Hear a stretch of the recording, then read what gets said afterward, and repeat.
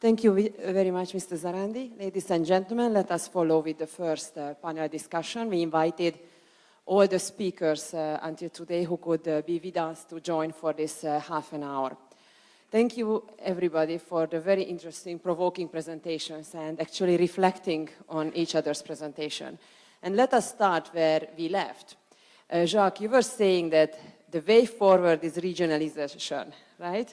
We are here representing the V4 countries, chambers of engineers. What do you mean on this last statement? How do you think that regionalization will enhance regional energy policy, if at all? And how, at the end of the day, that will add up to a European energy policy? That's a good question, Anita. And I must confess that I fear the outcome of that discussion. Because when you start to think about the creation of an internal electricity market in the EU or an internal gas market in the EU, and we have designed, broadly speaking, a fine set of rules for that, and they are commonly applicable all over the EU. On that sense, we are more or less world leading. But we didn't want to have 25 liberalized national markets. So we want to have a single liberalized energy market. That means that we have to deal with cross-border flows. That means also that we will have to deal with cross-border investments, that we have to do with facilitating cross-border trade, and so on and so forth. Now, Hungary, probably, people in Hungary probably never will want to buy electricity from Portugal. You're not doing that. So whenever you want to buy electricity across the board, or your industry is doing that, then it is more or less around your region. Now the same applies to a number of other regions, and the Northwest European energy market more or less was leading in that development.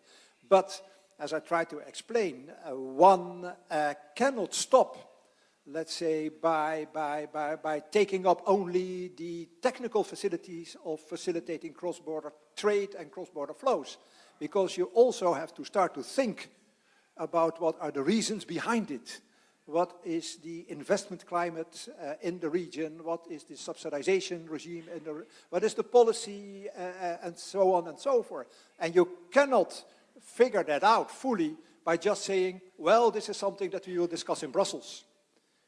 So I believe very strongly that we should focus much more on regionalization, and sometimes I use the expression Schengenizing European energy policy.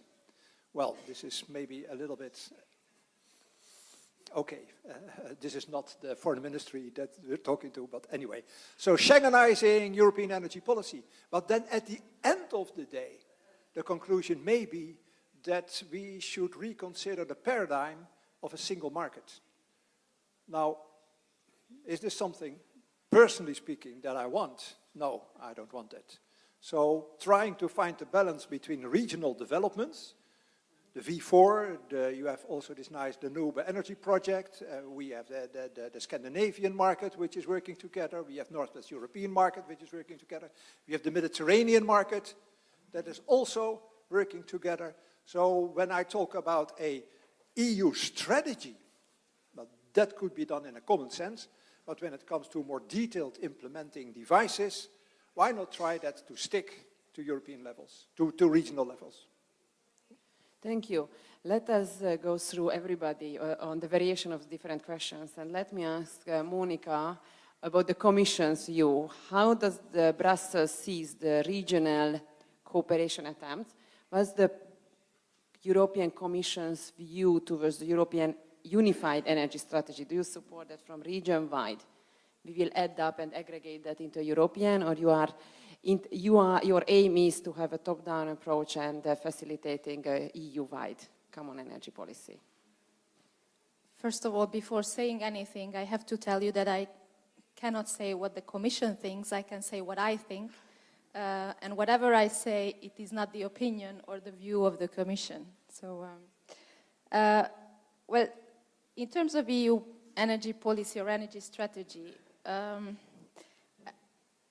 regions are an important part of it. However, objectives are on an EU-wide, it's more of a top-down approach. However, when we talk about, for example, infrastructure development or challenges in terms of energy market, then obviously regions have a bigger role to play. So that is the top-down or the more of a bottom-up approach.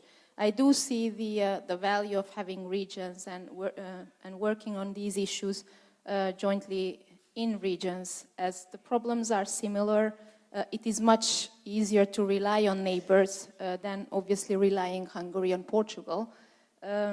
So yes, the value of regions does make sense. I would still put the two together. So one is the top-down and the other one is the bottom-up approach. Thank you. And Frank, what was the impact of the Energiewende on regionalization and on European energy policy? Actually, I was fearing that kind of question. And now, when I'm going to conferences in Poland or Hungary and other states here, it's when I'm talking about regionalization, it's as Jacques de Jong mentioned, the economic rationale behind this. You have very small markets for big investments, so you need to create bigger markets. And then the investment climate, particularly for companies coming from outside, would be much more attractive.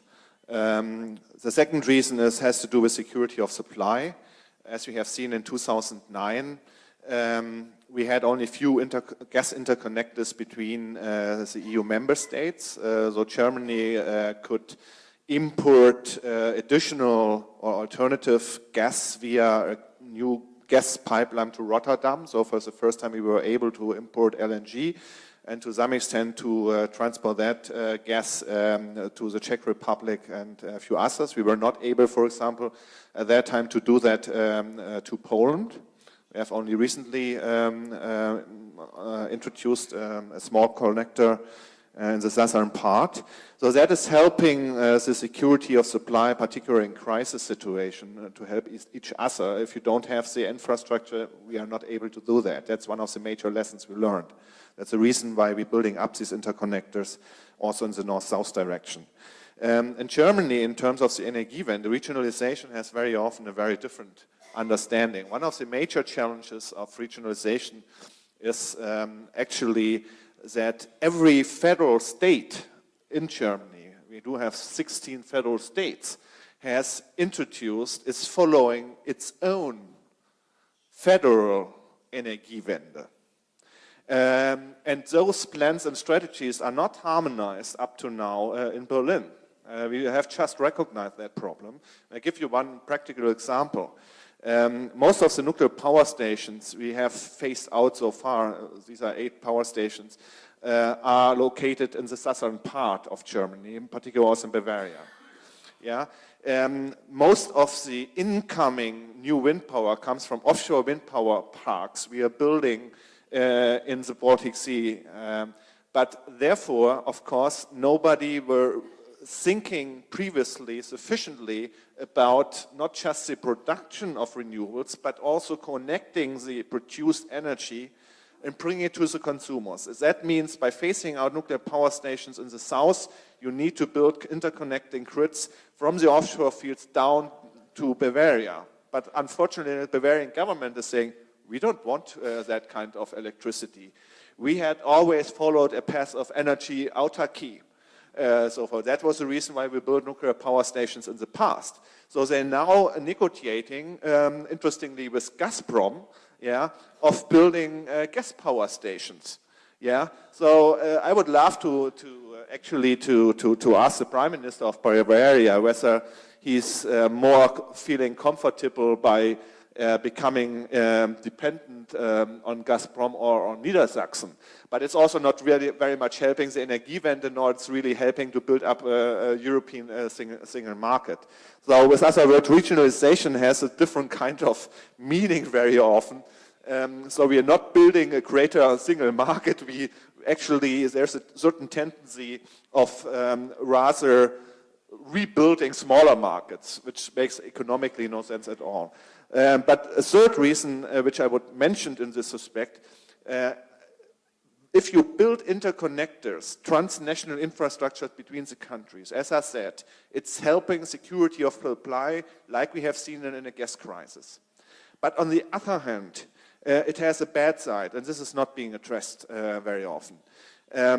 By building these kind of interconnectors, specifically in the electricity sector, if something goes wrong, if we have, for example, a blackout, as we had it in Germany in 2005, 2006, the more you're becoming interconnected by new transnational infrastructures, the more you increase the cascading transnational boundary effects, which means that kind of blackout will have cascading effects on neighboring countries.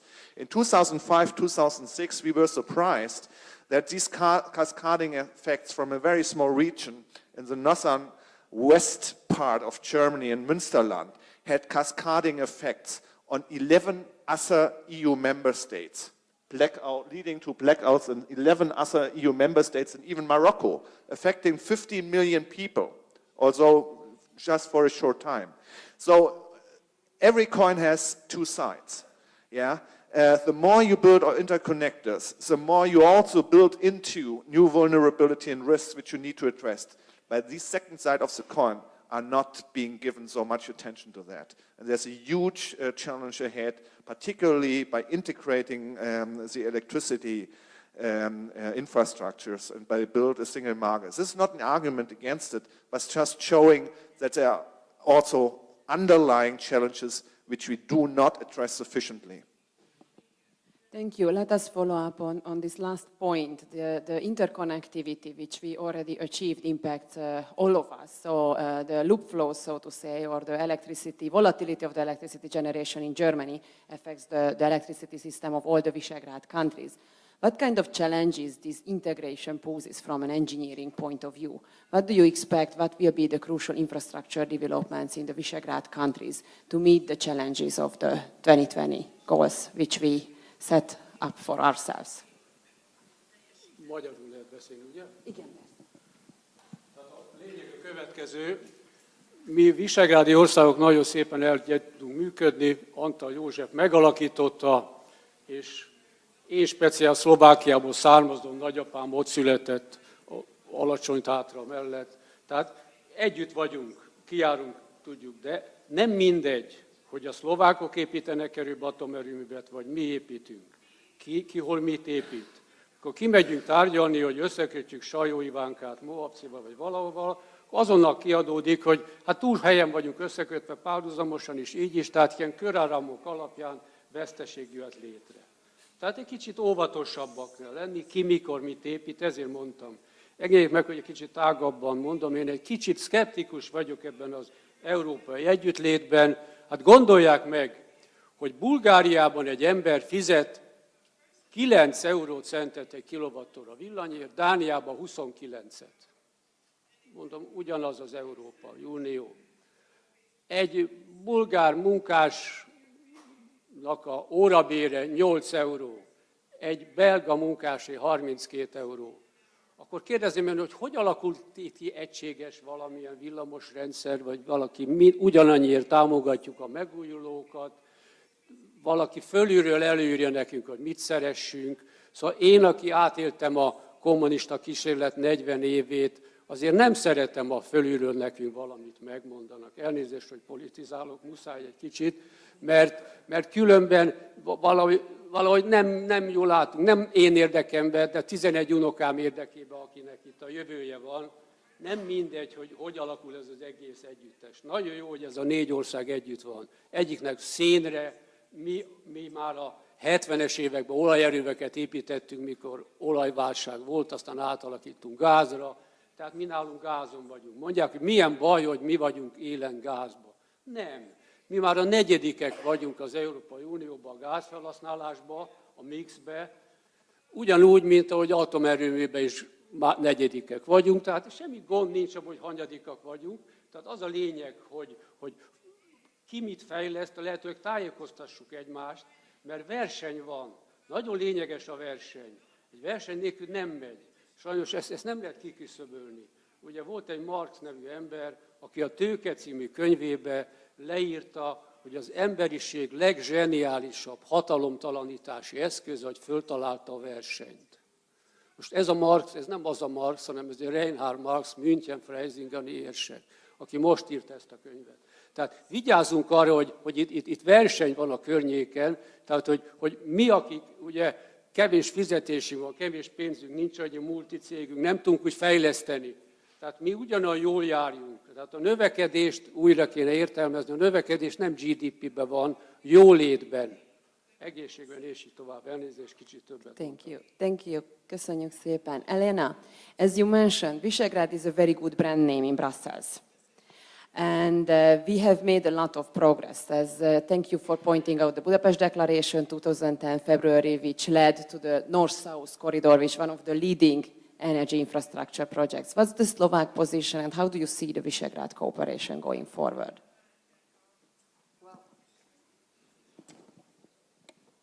Well, so at this stage I would like to highlight again that no decision-making process cannot be realized alone.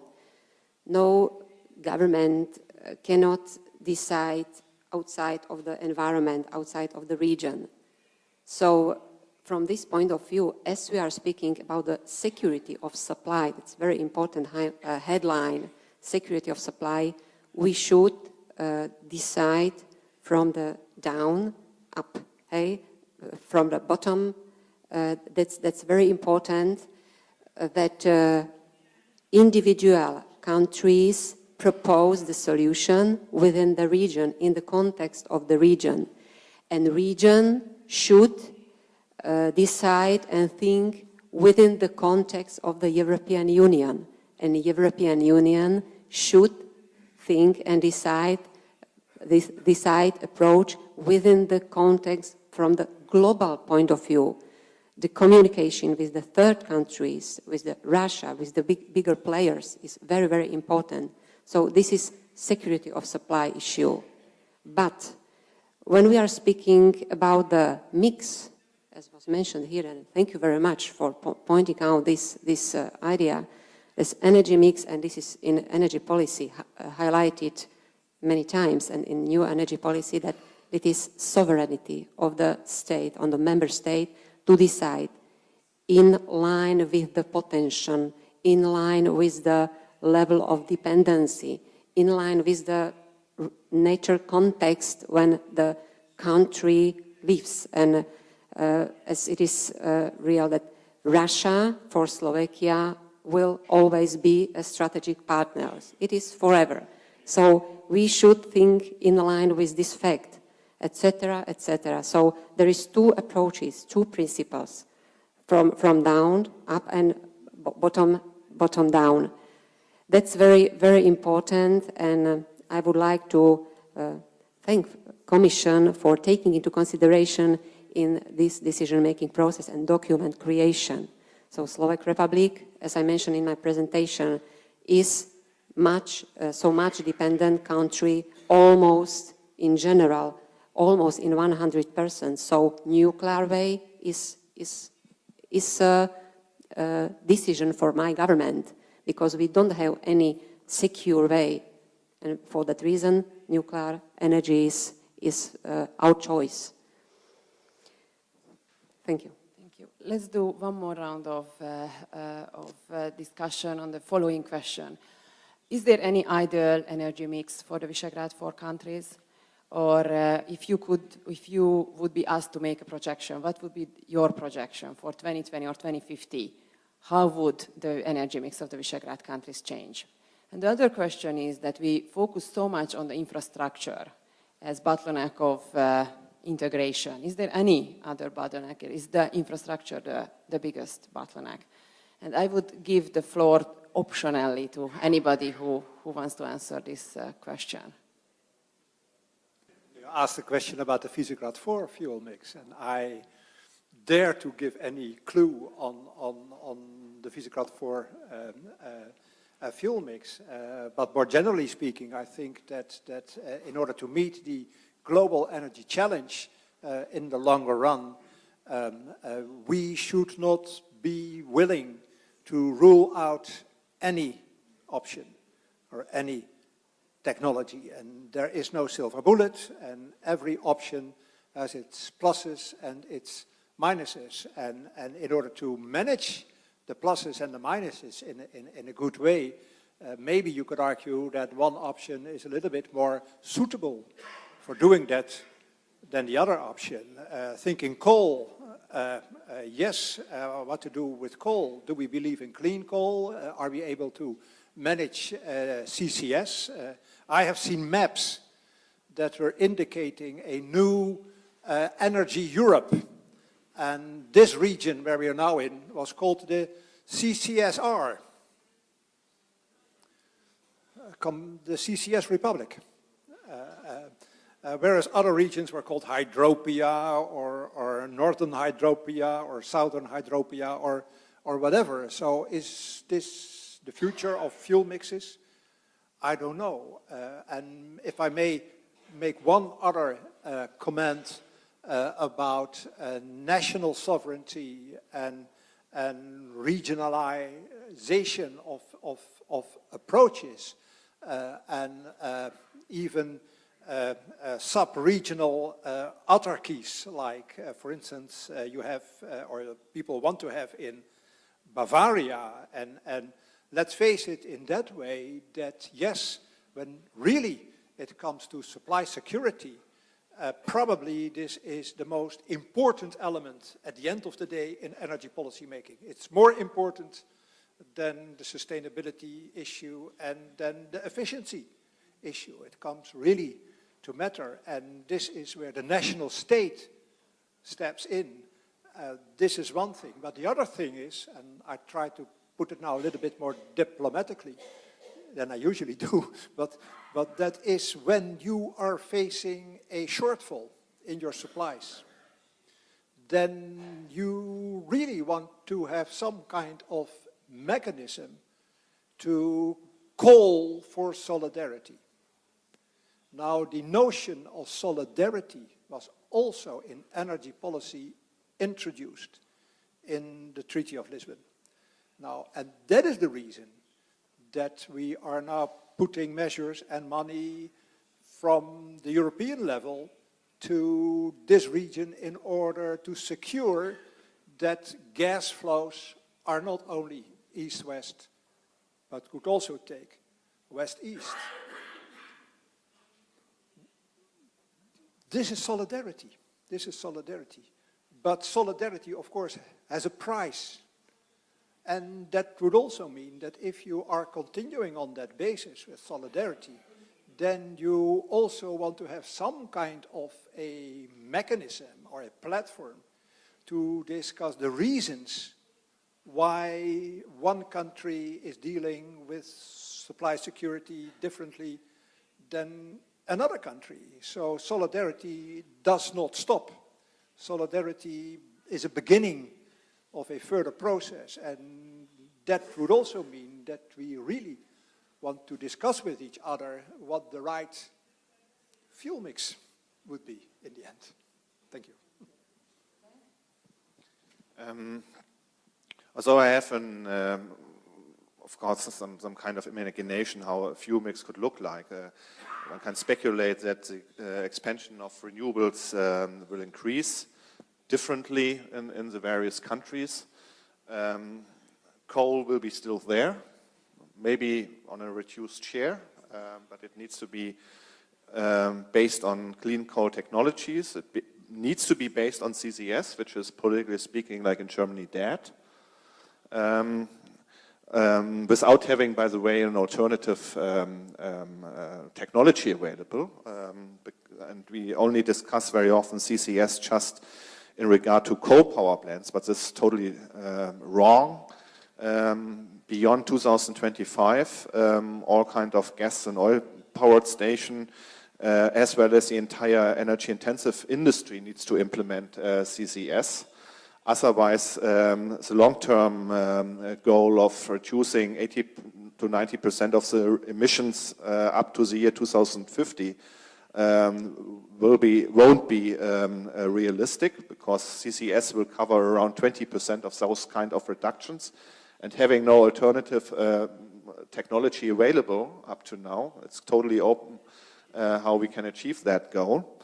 On the other hand, we still have a tendency, although I have to say we are still on the right track, particularly from the Commission side. Yeah. But as I said, there are huge uncertainties around which have to do with public acceptance and the NIMBYism we have. And this, when you go to Brussels, you often can hear that this kind of German disease is spreading around. And that's a major uncertainty also for investments. I hear CEOs talking meanwhile today that in previous times they thought that the investment climate in Europe as a stable democracy is of course much better than, let's say, in Africa or somewhere. Meanwhile, they are no longer so sure. Yeah, they argue, well, we are experienced to deal with corruption in African companies, and to some extent even with safety and security problems.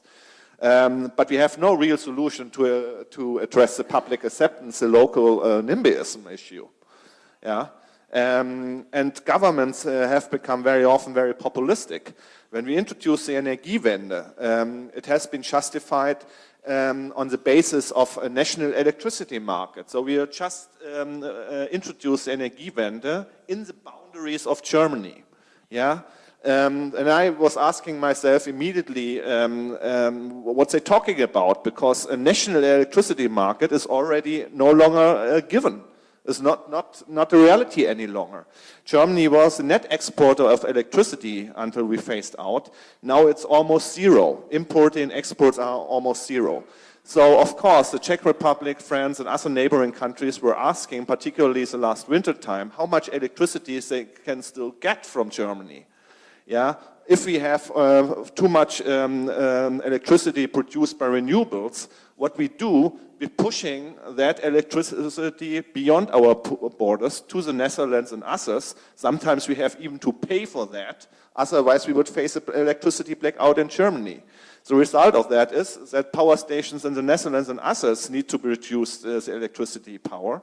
Otherwise, they would face electricity. With other words, we're thinking very often still in national boundaries of our electricity system, whereas the energy infrastructures have become increasingly of transnational nature. Yeah? And therefore, national energy policies framed in these national boundaries are already out of date for economic, technical, infrastructure reasons. And that's still a challenge to hurrying up the policies according to the technology and infrastructures we have already introduced. And therefore, many national decisions on energy policies can no longer be made already, I think, in the national government capitals. So we have to pass some kind of authority increasingly to Brussels, to the Commission. Otherwise, many of those long-term objectives will not become realistic. Thank you. Anybody else? Monica? Monica? Well, as a Commission official, and as we agreed already here, I have absolute no say in the energy mix of the Visegrad 4. However, as a person, I still can have some opinion. Well, for the Visegrad 4, and I guess for most of the countries or any regions, one of the key points is diversified. So whatever energy mix, it needs to be diversified. In the second strategic energy review, we also said from a energy security point of view, whatever is produced locally, it is more secure and more available. So that's the other element that needs to be taken into account. So whatever is available locally, it's best. And finally, my third point is that probably the cheapest and the best energy source is the one that we don't have to even produce. So energy efficiency is also a must. And I think in this region, there is a lot of potential in achieving that. Thank you. The very last round of questions, as already the lunch is almost served, I would like to ask all of you just to give us one date. And the question is, will there ever be, and if yes, when, an integrated European energy market? The way we would define an integrated energy market. Just one date. Can I start? For me, it's easy. So We know. I have to say 2014. Okay. Can I add yes, on paper? It will be a little bit later, but I'm still optimistic. It will be before 2020. Én csak óvnám a bizottságokat arra, hogy optimumokat dolgozzanak ki 2050-ig. Több ilyen kísérletet tettünk. Mi kimentünk Hollandiában, nincs még 20 éve.